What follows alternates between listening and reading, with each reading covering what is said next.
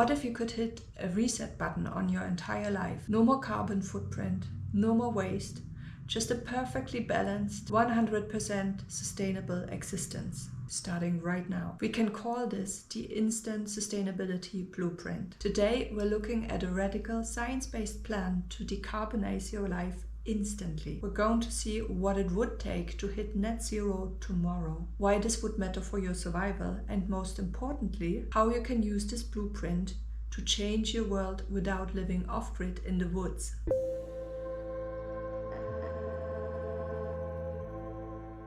Let's start with radical decarbonization. To achieve instant sustainability, we have to look at the big four. Think of your life like a leaky bucket.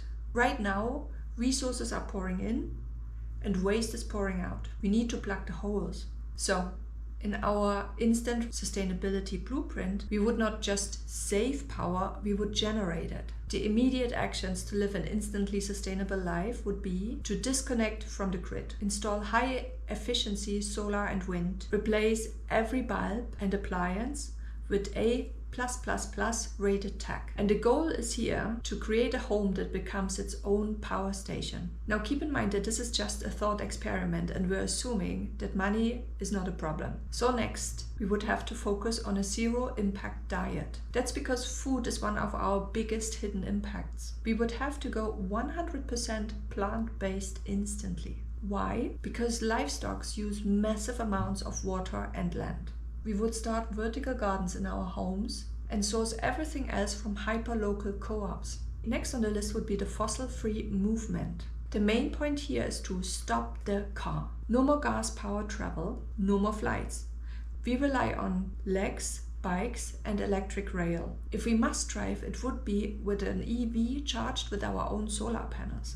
And the fourth part of the instant sustainability blueprint would be focused on the circular economy. The action for us here would be to stop buying new. We would follow the R's: refuse, reduce, reuse, repair and recycle. So everything that enters the house is at the end of its life composted, upcycled or recycled. So why does this matter? You could look at it as a shared life support. Because why would we go to such extremes? We often forget one important thing.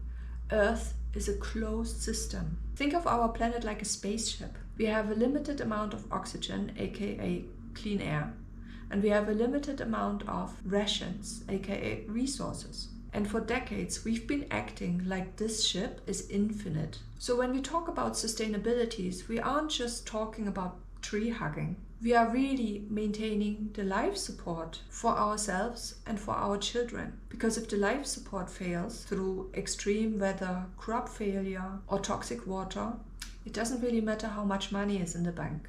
You can't breathe money. So, how does that impact you today? Well, there are several different points. It affects you in your health, because a sustainable life is a cleaner life. Less air pollution means less respiratory problems. A plant-heavy local diet is proven to reduce chronic illnesses. It would also impact your resilience. When you generate your own power and produce your own food, you're protected from external shocks. When gas prices rise or the grid goes down, the sustainable home would stay bright and fed. And there's also a legacy point here. For future generations, our reset would not be a sacrifice. It's an inheritance. And we are deciding today if they are inheriting a desert or a garden. But look, this is a thought experiment.